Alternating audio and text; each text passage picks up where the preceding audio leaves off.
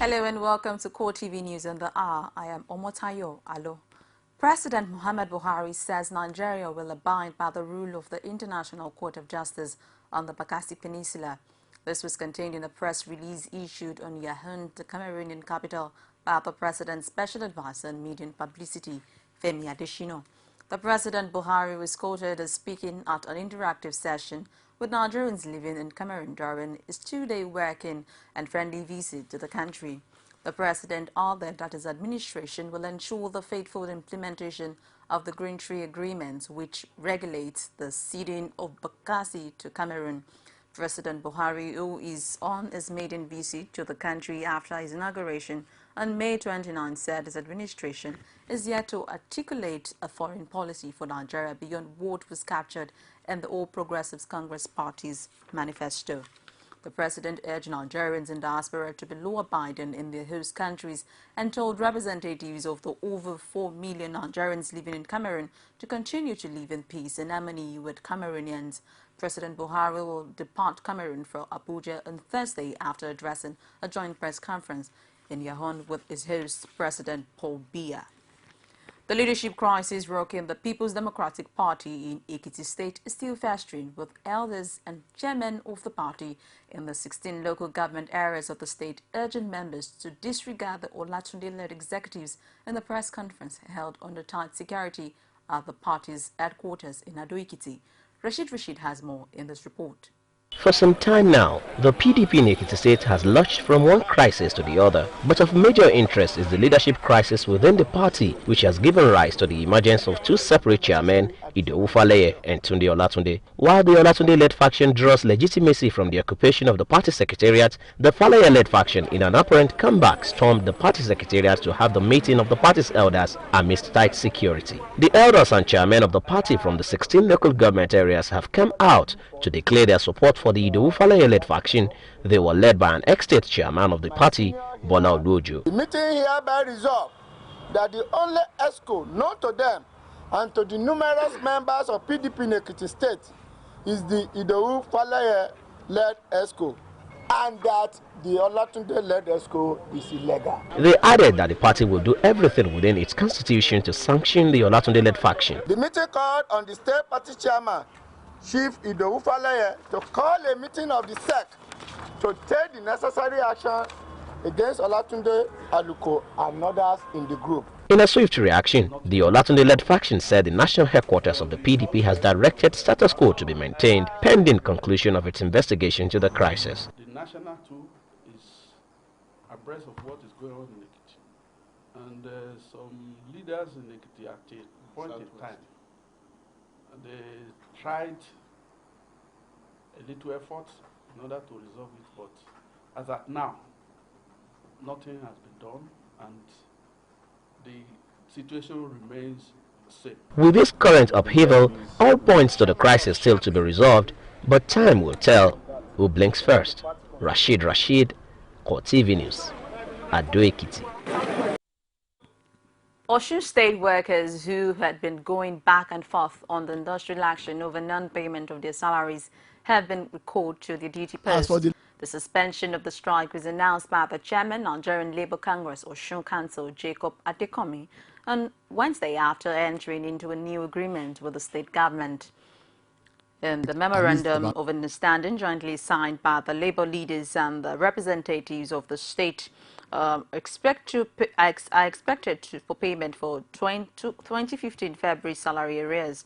Starting from Monday, 3rd August, Adekomi said the decision to suspend the industrial action was taken in the interest of the state workforce and the state government, with a vow to resume the strike back if the agreements are not honoured on Monday next week. As for the last MOU, the problem that I think came up with that is when workers heard that 800 and something billion have been released to states as bailout, they assume that there's no way our state will not collect at least about 10%. But they fail to appreciate that it's not really a bailout as such, it's really FAC. And what is FAC? Both federal and state and local government must share in the proportion, I think Federal government is about 52 point something percent. So what actually came to the state was about 40 something. And what came to our state was 2.2 billion, as opposed to about 3.6. And the local government, so 2.1 billion. So that is what created the problem. But the complication gap was the fact that they didn't see that money as the share of the state. So when he was referring to communication gap, it was because on the same page, because they didn't have, I believe they didn't have the facts. That the government is committed to payment of shortfall. You are aware that level 1 to 7 were paid full salaries, while level 8 and above were paid 50%. And that leads to the shortfall. That the government is committed to payment of that shortfall of January and February 2015 salaries for workers in state civil service, and March and April 2015 salaries for local government staff and primary school teachers when the bailout fund is received. That payment of February 2015 salary for the state workers is to commence as from Monday 3rd August 2015. That balance of pensions for February 2015 and full pensions for March and April 2015 for retired primary school teachers, and balance of pensions for March and April 2015 for retired local government workers be paid from the bailout funds. That November 2014 deductions had been paid to ministry, departments and agencies of government, and January 2015 full deductions for officers on GLO 1 to 7 and 50% deduction of officers on GLO 8 and above had equally been paid to various ministries and departments and agencies of government, which cannot be processed as a result of the ongoing strike action. That the state government is committed to full employment and not retrenchment of workers. I repeat, that the state government is committed to full employment and not retrenchment of workers.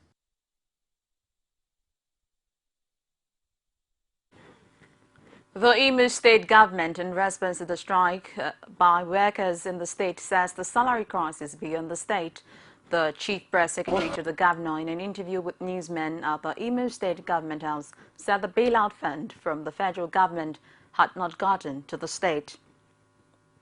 First 4 years, everybody knows the general situation now in the country. No longer is story.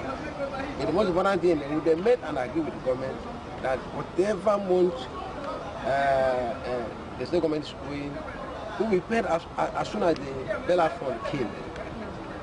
And the money hasn't come. We have not received the money. We had made this clarification before. When we had a rumor, we went on air and said we haven't received this. For Christ's sake, when the money comes, it's not going to be a sticky something. The nation will know, the whole world will know. So ours will be different. So we're also appealing to the workers to honor this agreement.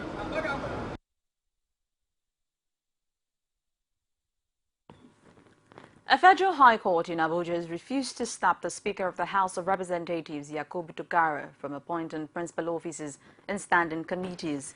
In the ruling, Justice Gabriel Kolawole held that the ex parte motion brought by Abubakar Lado and Olanipekun Kunjimo on an issue that is restricting the domestic affair of the House of Representatives. Justice Kolawole said the court can only intervene when there is a substantial infraction of the 1999 Constitution, and noted that for now there was no breach. He added that it is not the duty of the court to choose principal officers for the National Assembly because it has its own machinery to do so. The judge also pointed out the court will not allow itself to be used as a platform by aggrieved members to get what they should have canvassed for on the floor of the House. The case has been adjourned to August 12 and case transferred to Justice Adeniyi Ademola. Join us after this quick break for more stories.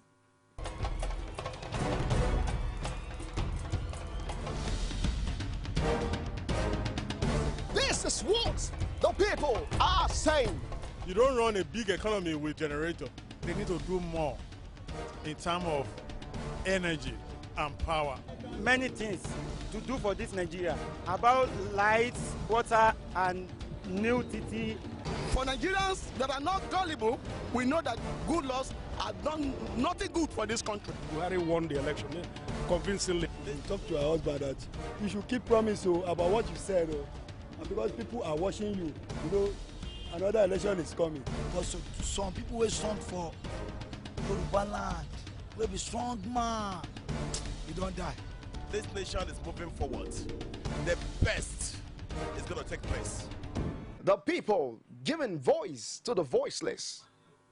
Welcome back. If you're just joining us, it's CoreTV News on the R. For more news and information, visit our social media platform, facebook.com/CoreTV News. You could follow us and also tweet at us at our Twitter handle at CoreTV News NG. Also get more on our YouTube channel, youtube.com/CoreTV. Leave a space and news.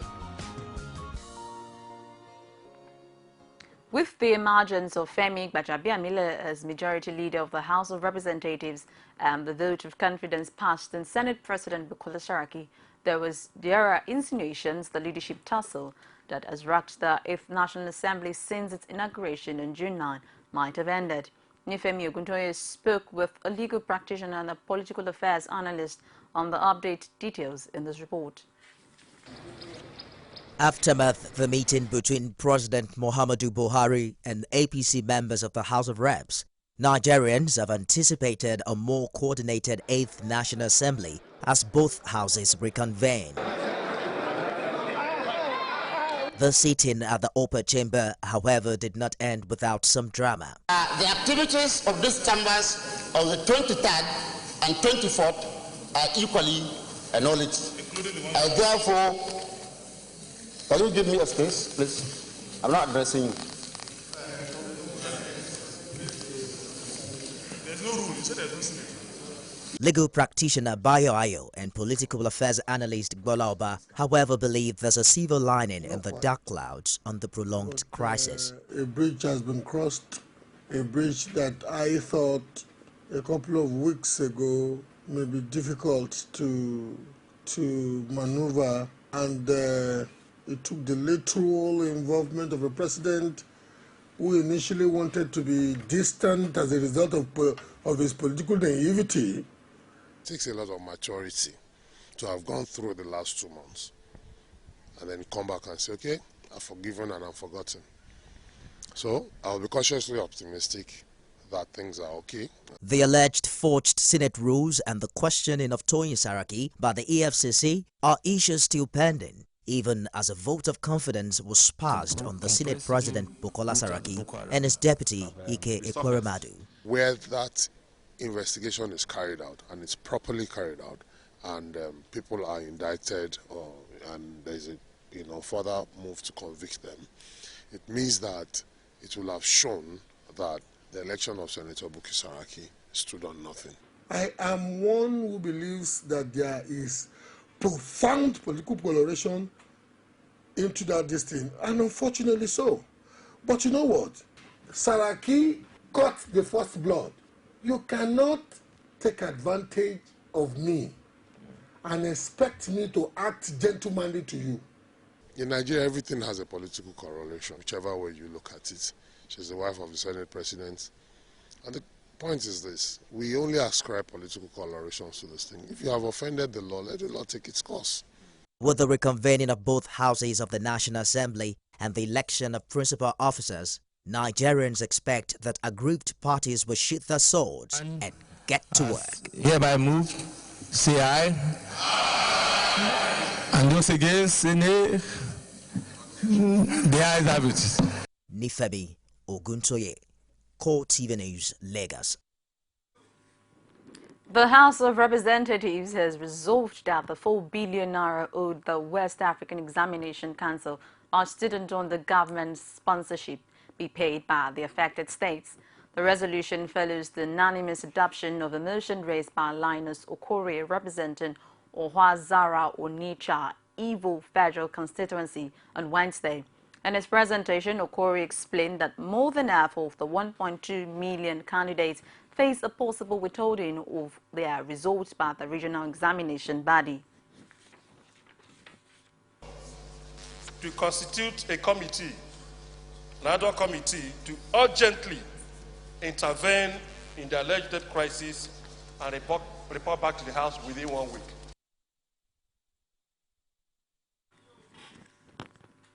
There has been anxiety over the health of frontline Yoruba monarch Oni of Ife, Okunade Shijuade, as conflicting reports rent the air over his state of health. Unconfirmed reporters that the monarch had gone into coma in a London hospital in the early hours of the day. However, while the ancient city of Ile-Ife in Osun State was in confusion of the true state of the monarch's situation, there were speculations that the first-class Oba might have passed on. Our correspondent Rashid reports that the Ife Traditional Council has, however, debunked the reported death of the monarch, as the rumor adding that the monarch is ill and hearty. Meanwhile, the Ife Royal Council, led by Lower Dimula of Ife, Joseph Ijaudola, said, contrary to the death rumor of the revered monarch, Oni is alive and well.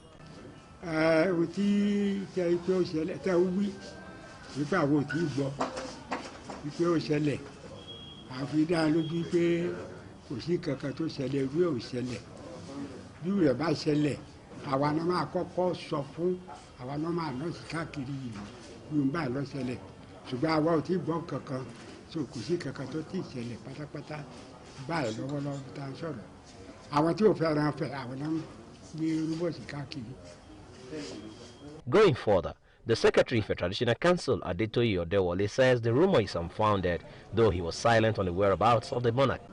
There is a great rumor going around the universe now that Oba of Benin has gone to the glory, but it's a great rumor. We hereby dispel the rumor that our Baba, Olubuse II, the Oni of Ife, is ill and hearty. This rumor is not the first time that has been carried out like that. In the year 1982, there was a situation like that. In the year 2004, there is a situation like that. And for every great man, there is a penalty. People always expect such downfall. And the downfall, we shall not expect witness it in Ife. Now, there is a Yoruba adage, Irokula Pamada, Bagbanla Boke. The popular Ojatutu market in the town, which has been closed upon the demise of a king, has however been reopened, laying credence to the claim of the chiefs. But speculations continues on the health status of the king, even as some say the alleged news of his death is still being kept from the public because of traditional perceptions. Rashid, CoreTV News, Ile-Ife. Also, the intrigue surrounding the health status and alleged death of the Oni of Ife, Oba Wade Shijwade, has not ceased with updates since the news broke.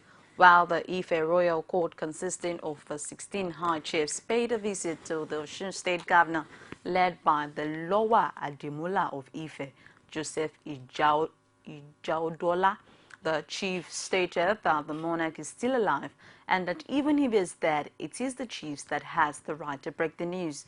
The governor, Rauf Aregbesola, also cued on the claims of the chief while the wait is on. Senate President Bukola Saraki is to lead a delegation of senators to Maiduguri to ascertain the condition of people displaced by Boko Haram activities in the northeast. This was the outcome of the debate by senators on the need for the government to rehabilitate areas affected by insurgency. The senators also want President Muhammad Buhari to do all in its power to end the insurgency, as well as establish a presidential intervention committee on the rehabilitation of destroyed infrastructure in the region. The motion was moved by Senator George Sekibo, who was the chairman of the Defense Committee in the 7th Senate and supported by 35 others. He argued that the damage done to infrastructure in the northeast region by Boko Haram insurgents is massive enough to cause the government to set up an intervention committee. Sekibo's motion was widely accepted and prompted positive responses from his colleagues. You can see I am today smiling because what George did to have shown us, the 37 of us, and I'm sure this motion, if whether consultations were made, almost all of us would have signed on to it. We want to thank you very much, and we want you to continue giving us the support. And the suggestion made by the PSC is very important. You need to go, Mr. Senate President, you need to please go to Maiduguri. You can't even go to my village because all the bridges are being destroyed. some by the Boko Haram, some by the military. And if we want to now sit down, when someone said we need to visit, and I saw some of our colleagues laughing and maybe probably being scared, but you don't have a home that you call your own, except when you look at your external home, where your great-grandparents were born. Mr. President, I come from I say one, because I think everybody is entitled to his own opinion. If not, I would have said the most ravaged and the most devastated senatorial zone in Nigeria today. I have 10 local governments. In my election, in the last general election, 8 local governments held their elections in IDPs in Maiduguri, the state capital. 8 out of 10. There were others who want federal authorities to cut recurrent expenditure before pumping funds into the region. But at least one senator would prefer the government to wait until the war against insurgents is won. Every right-thinking person, regardless of where they're from on planet Earth, would support everything that has been said today. But here's the problem. If we all support what needs to be done in the Northeast, why are we not talking about reducing recurrent expenditure so we can fund what needs to be done in the Northeast?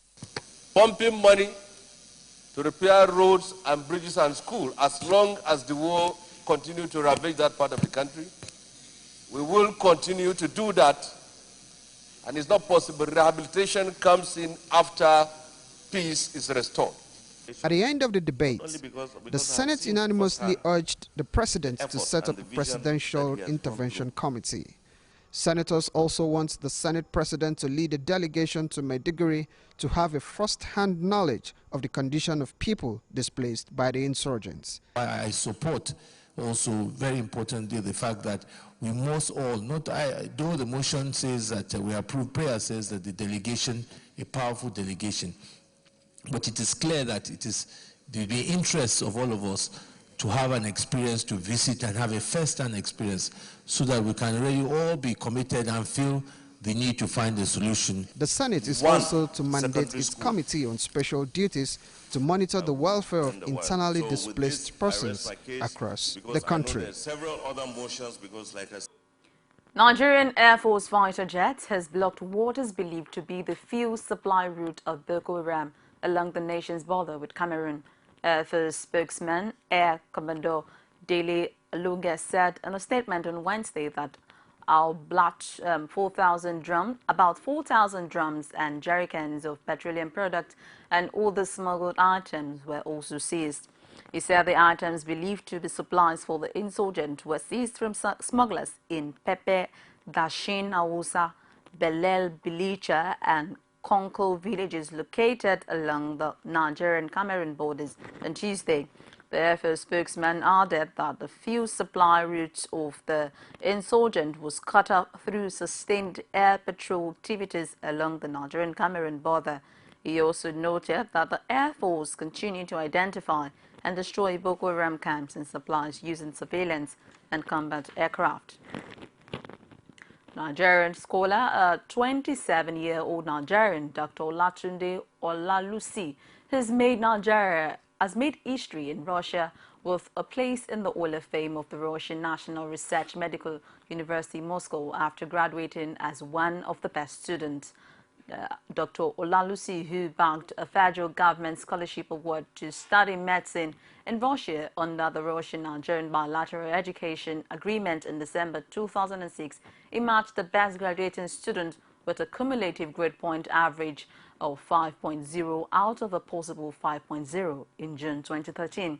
Receiving Dr. Olalusi at a brief ceremony in Abuja, the permanent secretary in the Education Ministry, Mark John Awobiala, described him as a genius. Olalusi, for his part, assured the authorities of his readiness to contribute to the development of the country through positive application of his knowledge. It's a wrap on CoreTV News at this hour. Thank you so very much for watching. I remain Omotayo Alo.